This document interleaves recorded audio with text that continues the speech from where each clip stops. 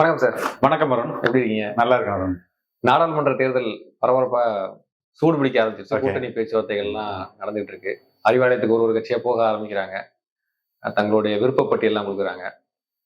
அதுக்குன்னு ஒரு குழு திமுக போட்டிருக்கு. ஆனா முதலமைச்சர் வெளிநாட்டுல இருக்கிற இன்வெஸ்ட்மெண்ட்டை ஈர்க்க போயிருக்காரு. ஆனா உனக்கு குசும்பு ஜாஸ்தியா இன்வெஸ்ட்மெண்ட் ஈர்க்க அரசாங்கம் அப்படிதான் சொல்றாங்க. ஓகே. இன்னொரு பக்கம் எடப்பாடி பழனிசாமி மாநில அரசு மேல உள்ள குற்றச்சாட்டுகள், விமர்சனங்களை வச்சு பிரச்சாரத்தை தொடங்கிட்டாரு. உங்களுடைய பார்வை என்ன இந்த ரெண்டு கட்சிகளை பத்தி? இல்ல ஏடிஎம்கே ரெண்டு பேருமே தொடங்கிட்டாங்க. பட் சிஎம் வந்த பிறகுதான் இங்க கூட்டணிகள் வந்து ஃபுல் ஃபிளெஜா வந்து அந்த நம்பர்ஸ் எல்லாம் முடிவாகும். அது இப்போதைக்கு சும்மா பேசிட்டு இருப்பாங்க, நம்பர்ஸ் எல்லாம் முடிவாகும். பட் ஆனா டைம் இருக்கு. இன்னும் நமக்கு ஐ திங்க் இந்த பிப்ரவரி எண்டுக்குள்ள தே ஷுட் ஃபைனலைஸ் எவ்ரிதிங். அப்படின்னா ரொம்ப லேட் ஆயிடும். நேத்து ஜெயக்குமார் பிரஸ் மீட்ல ஜி.கே. வாசனுக்கு அழைப்பு விடுக்கிறாரு. பாஜக எங்களோட கூட்டணியில இல்ல அப்படின்னு டெய்லி பிரஸ் மீட் சொல்லிட்டே இருக்கிறாரு. இது ஒரு இண்டிகேஷன் கொடுத்துட்டே இருக்காரு புதுசா வர்றவங்களுக்கு. மாற வாய்ப்பு இருக்கு அந்த கூட்டணி கட்சிகள். திமுக பிஜேபியோடைய நிலை தான் இன்னைக்கு ரொம்ப பரிதாப நிலையில இருக்குது. அவங்களுக்கு இன்னைக்கு யார் கூட்டணியில இருக்கா தமிழ்நாட்டுல? டிடிவி தினகரன்டையும் ஓபிஎஸ்டையும் பேசியிருக்காங்க. வேற அதிமுக போக மாட்டாங்க. அதிமுகவோட தேமுதிக இருக்குது, பாட்டாளி மக்கள் கட்சி இருக்குது, கிருஷ்ணசாமி, ஜி.கே. வாசன் இவங்க எல்லாம் வந்து இருக்கிறாங்க.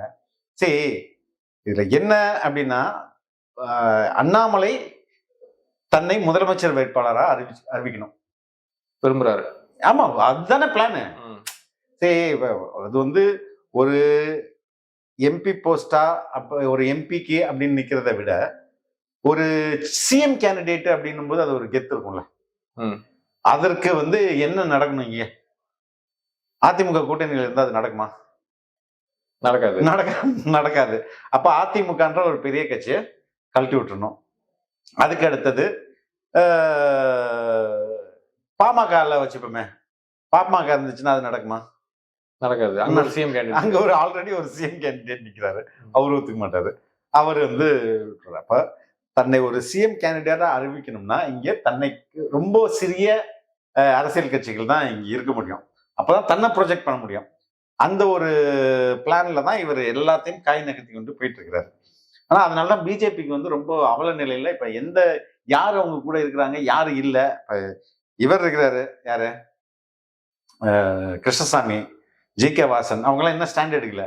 அநேகமா சரத்குமார், இது மாதிரி இந்த டிடிவி தினகரன், ஓபிஎஸ் இவங்கெல்லாம் போகலாம். போயிட்டு இப்போதைக்கு இந்த ஏன்னா அவங்களும் வந்து ஒரு அரசியல் கட்சியை இங்க செயல்படணும்னா இணைந்து ஏதாவது கூட ஒரு இடத்துல பிளே பண்ணி ஆகணும்ல. எல்லா அரசியல் கட்சியும் எலெக்ஷன் வந்து மேஜர் ரோல். நீங்க கட்சின்னு வச்சுட்டாலே எலெக்ஷன்ல யூ ஹேவ் டு பார்ட்டிசிபேட். அதுதான் உங்களுடைய டிமாண்டா இருக்கும்போது, அப்போ அது மாதிரியாக நம்ம நிர்பந்தத்தில் நம்ம இயங்கியே ஆகணும் அப்படின்ற ஒரு குரூப் மட்டும் பாஜக பின்னாடி போகும். அதிமுக பொறுத்தவரை எனக்கு தெரிஞ்சு தேமுதிக தே வில் கம், பாட்டாளி மக்கள் கட்சி வருவாங்க. இது ரெண்டு பெரிய கட்சிகளை தான் அவங்க வந்து ரொம்ப முக்கியத்துவம் கொடுத்து அழைப்பாங்க. இப்ப கிருஷ்ணசாமியோ இல்ல வந்து ஜி.கே. வாசனோ பெரிய அளவுல இம்பாக்ட் ஏற்படுத்த முடியாது இல்லையா? அதனால இது ரெண்டையும் அவங்க எப்படியாவது உள்ள கொண்டு வரதுக்கு முயற்சி. ஏடிஎம்கே சீஃப் எடப்பாடி பழனிசாமியோட செயல்பாடுகளை எப்படி உணர்றீங்க கம்பேர் வித் எம்.கே. ஸ்டாலின்? இல்ல, இவரும் எதிர்கட்சியா என்னத்தை செயல்படுறாரு? எவ்வளவு இஷ்யூஸ் இருக்குது. இப்ப நம்ம பேசுற இஷ்யூ எல்லாமே இஷ்யூ தானே. ஏங்க இங்கே இருக்கிற கம்பெனிக்கு எதுங்க ஜெர்மனிக்கு போயிட்டு நீங்க வந்து பேசியிருக்காரு? இது இல்ல, அத பேசுறதா அதை எந்த அளவுக்கு எடுத்துட்டு போறாரு? இந்த எம்எல்ஏ எடுத்துட்டு போகணும். அதுதான் தீவிரமா எடுத்துட்டு போகணும். கவர்னர்ட்ட ஒரு அறிக்கையா கொடுக்கணும். மக்கள் you have to make politics, ஒரு பிளே பாலிடிக்ஸ். ஒரு அறிக்கை மட்டும் விட்டுட்டா வந்து எதிர்கட்சி ஆளுங்கட்சி எம்எல்ஏ வீட்டில் ஒரு பட்டியலின சமூகத்தை சேர்ந்த பெண்ணுக்கு இவ்வளவு கொடுமை நடந்திருக்கு. இதை விட எதிர்கட்சிக்கு ஒரு லட்டு என்ன தேவைப்படுது? அவர் தன்னை வந்து இன்னும் பொலிட்டிக்கலா ரொம்ப ஆக்டிவா இல்ல. முன்னாடி ஓகே இபிஎஸ் இருந்த ஓபிஎஸோட தொல்லை இருந்தது, மற்ற விஷயங்கள் இன்னைக்கு கன்சாலிடேட் ஆன பிறகு நீ அமைதியா இருந்தா ஒண்ணு. ரெண்டாவது, பிஜேபியை பற்றி அவர் வாய் திறக்கவே மாட்டேங்கிறாரு. கூட்டணி இல்லைன்னு ஜெயக்குமார் தான் சொல்லிட்டு இருக்காரு. பிஜேபியை கடுமையாக விமர்சிக்கிறாரா இபிஎஸ்? இல்லைன்னா இபிஎஸ்ஓ அங்க உள்ள மற்ற பெரிய இரண்டாம் நிலை தலைவர்களை யாருமே முன்னாடி கூட்டணியில இருக்கும்போது விமர்சிச்ச அளவு கூட இப்ப விமர்சிக்கலையா? முன்னாள் சட்டத்துறை அமைச்சர் அவர் பேர் என்ன? சிவி சண்முகம். ஏன்டா எங்களை பிடிச்சி தொங்குறீங்க அப்படின்னு முன்னாடி கேட்டாரு. விட்டுட்டு போனவரை அமைதியாயிட்டாரு. எஸ்டிபிஐ மாநாடு நடத்துனாங்க. அதுல போய் இபிஎஸ் கலந்துக்கிட்டாரு. இஸ்லாமியர்களுடைய ஆதரவு எங்களுக்கு இருக்கும் அப்படின்னு, இந்த முறை எங்களுக்கு இருக்கும் அப்படின்னு சொல்றாரு இபிஎஸ். இஸ்லாமியர்களுடைய மனநிலை, அவங்க மனநிலையில மாற்றம் இருக்குமா இந்த எலெக்ஷன்ல? ரெண்டா பார்ப்போமே. எல்லா கட்சிகளுமே சிறுபான்மையினர் இருப்பாங்க. திமுகவிலையும் இஸ்லாமியர்கள் இருப்பாங்க, அதிமுகவிலையும் இஸ்லாமியர்கள் இருப்பாங்க, பிஜேபியில கூட பேருக்கு ஒன்னு ரெண்டு பேர் இருப்பாங்க. இப்ப இஸ்லாமியராய் அதிமுகவில் தொடர்ந்து கொண்டிருந்த ஒருவர் கடந்த முறை எப்படி வாக்களித்திருப்பார்னா அதிமுகவுக்கு எதிராக தான் வாக்களித்திருப்பார். ஆனா இந்த முறை தன்னுடைய தாய் கழகம் தான் சார்ந்த அந்த கழகத்துக்கே வாக்களிப்பார். ஏன்னா பிஜேபியில இல்லை அப்படின்ற காரணத்துல அந்த அளவில் இஸ்லாமியர்கள் வாக்கு தொடர்ச்சியா அதிமுகவில் இருக்கும் இஸ்லாமியர்களோட வாக்கு இப்போ வந்து அதிமுகவுக்கு போகும். அதே மாதிரி அதிமுக இல்லாத இஸ்லாமியர்கள், பொது வாக்காளர்கள் இஸ்லாமிய இப்ப அதிமுகவுக்கு இந்த முறை போட மாட்டாங்க. பிகாஸ் ஏங்க நீங்க வந்து இன்னும் கள்ள மௌனம் தானே சாதிக்கிறீங்க. பிஜேபி எங்க எதிர்த்து பேசுறாரு, என்ன கிரிட்டிசைஸ் பண்றாரு? இல்ல, பிஜேபி எடப்பாடி பழனிசாமி கிரிட்டிசைஸ் பண்ணல. அப்ப திமுக இவங்க மேல வைக்கிற குற்றச்சாட்டு இது நாடகங்க, நம்பாதீங்க. ரெண்டு பேரும் சும்மா விளையாட்டுக்கு பிரிஞ்சு. திமுகவுடைய சமீப கால செயல்பாடுகளும் இஸ்லாமியர்களுக்கு ஒரு சந்தேகத்தை ஏற்படுத்தும்ல. ஆமா, திமுகவுடைய சமீப கால செயல்பாடுகள் சந்தேகத்தை ஏற்படுத்தல, கோபத்தை ஏற்படுத்தி இருக்கு. அதுல எந்த மனநிலை அவங்களுக்கு மாறாதா இஸ்லாமியர்களுக்கு? ஆனா இன்னும் நம்ம மத்திய அரசு வஞ்சிக்கவே இல்லை. இதை விட அவங்களுக்கு என்ன பெரும் கோபம்னா மோடி வரக்கூடாது அப்படின்றதுதான் ஒட்டுமொத்த இஸ்லாமியர்களுடைய முக்கிய நோக்கமா, அதுதான் ஒரிஜினல் கோலா இருக்கும். அப்ப அதற்கு திமுக ஒரு பெட்டர் சாய்ஸ். ஏன்னா அதிமுக இந்தியா கூட்டணியில இருக்காங்க. அதிமுக என்பது இப்போ எலெக்ஷன் நெருங்கிருச்சு, கூட்டணியிலேருந்து இல்ல, இப்பவுமே பிஜேபியை விமர்சனம் செய்ய தயங்குற இபிஎஸ்ஐ நம்பி நான் எப்படி ஓட்டு போடுறது? நாளைக்கு வந்து ஒரு 2 MP 3 MP இவங்க ஜெயிச்சானா நேர போய் மோடி காலில் விழுந்தாருன்னா என்ன பண்ணுவ அப்படின்ற சந்தேகம் உங்கள்கிட்ட இருக்குது. அதை நீங்க உடைக்கணும்னா நீங்க வந்து ஓப்பனா பிஜேபியை கிரிட்டிசைஸ் பண்ணா மட்டும் தானே முடியும். அப்படி ஒரு நிகழ்வே நடக்க மாட்டேங்குது. இப்ப தடாரங்கி போடுறவர்கள் என்ன சொல்றாங்க அப்படின்னா, அவர் இஸ்லாமிய அமைப்பை வச்சு நடத்துறாரு, திமுக துரோகி எங்களுக்கு, அதிமுக சிஏக்கெல்லாம் ஆதரவா வாக்களிச்சாங்க, இது சில கரை சேவைக்கு ஆதரவு தெரிவிச்சாங்க, இந்த மாதிரி சில விஷயங்களை சுட்டி காட்டிடலாம். ஆனா திமுக வந்து எங்களுக்கு செய்தது சொல்லில் அடங்காதது, அவ்வளவு செஞ்சிருக்கிறாங்க. அப்ப இஸ்லாமியருடைய மனநிலை ஒரு 40% மாறும்ன்றாரு. உங்களுடைய வியூ என்ன? இல்ல ஐ டிஃபர். திமுக செய்தது துரோகம் தான், நான் மாற்றுக்கிறது இல்லை. ஆனா ஏடிஎம்கேயோட ஸ்டாண்ட் என்ன? இந்த இப்ப ரொம்ப அவங்க தீவிரமா இல்ல, அவங்க பாஜகவில இருந்து கூட்டணி தான் இல்லைன்னாங்களே, எங்கேயாவது ஒரு வார்த்தை பாஜகவுடைய கடந்த கால பத்தியோ இல்ல மோடியை பற்றியோ அவங்களுடைய நிலைப்பாடுகளை பற்றியோ விமர்சிச்சிருக்காரா? அட்லீஸ்ட் அண்ணாமலை விமர்சிச்சிருக்கிறாரா? அண்ணாமலை விமர்சிக்கிறாங்க. என்ன விமர்சிக்கிறாரு? ஜெயக்குமார் கூட விமர்சிக்கிறார். ஜெயக்குமார் வந்து எல்லாரையும் விமர்சிப்பார். இபிஎஸ் விமர்சிக்கிறார். ஆமா, சரி, ஜெயக்குமார் he speaks. ஓகே, அவருடைய நேச்சரே இது. ஆனா மற்றவர்கள் என்ன நிலைப்பாடு இருக்காங்க?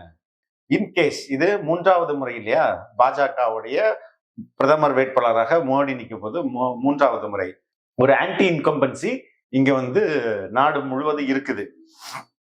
அதன் அடிப்படையில பெரும்பான்மையான வாக்கு வித்தியாசத்தில் பிஜேபி ஜெயிக்காம ஒரு தொங்கு பாராளுமன்றம் வருது.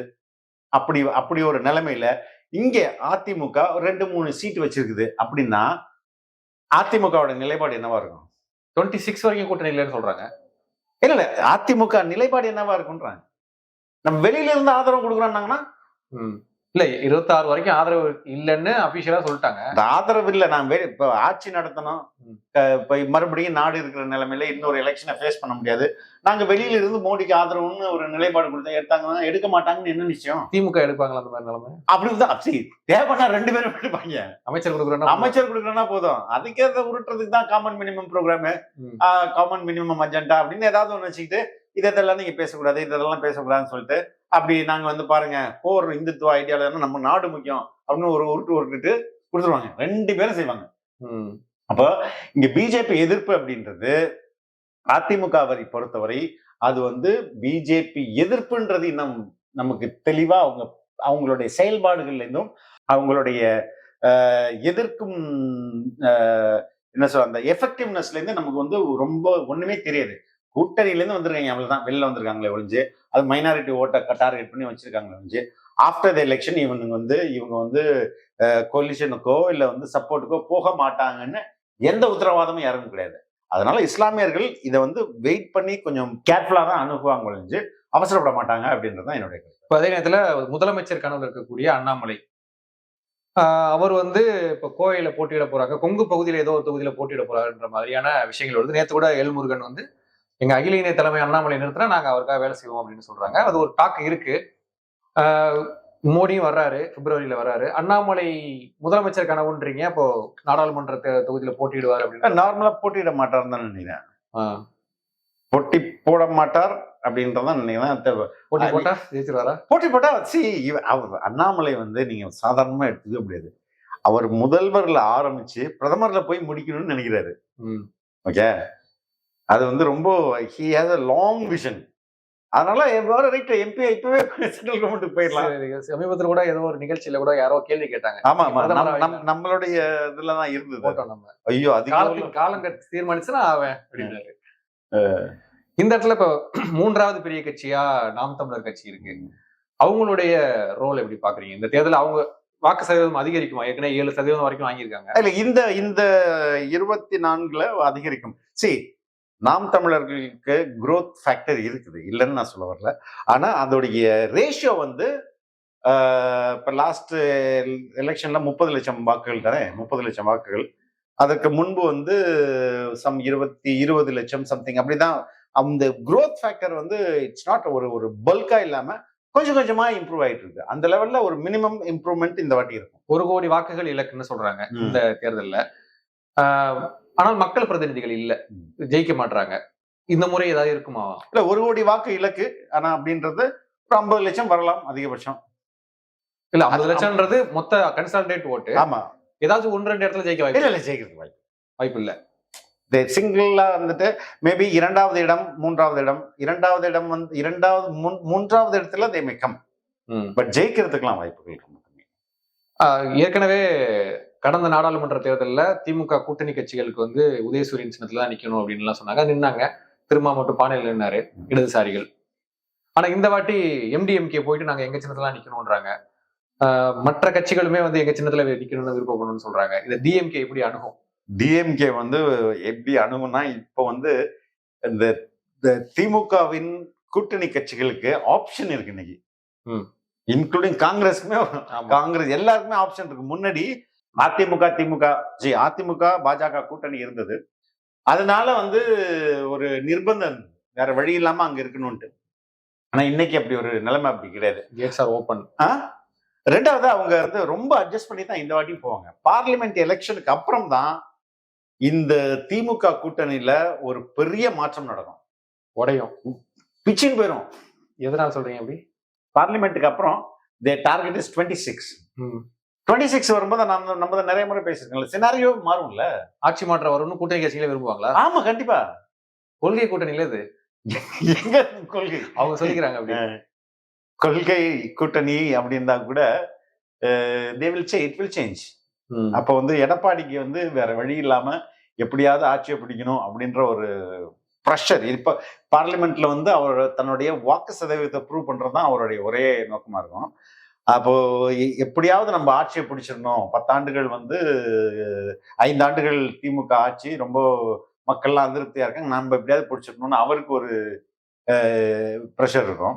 இந்த பக்கம் புதுசா வந்த விஜய் வந்து ஃபுல் ஃபிளட்ஜ்ல ஹி வில் ஒர்க். அப்படி இருக்கும்போது திமுகவுடைய கூட்டணி கட்சிகளுக்கு எவ்வளவு ஆப்ஷன் ஓப்பனா இருக்கு. அப்ப பிச்சிட்டு போறதுக்கான வாய்ப்புகள் நிறைய இருக்குது. பார்க்கலாம் அடுத்தடுத்து நகர்வுகள் எப்படி போகுதுன்னு பார்க்கலாம். ஒரு நேரம் கருத்துக்களை போய் நினைக்கிறோம். நன்றி. தேங்க்யூ.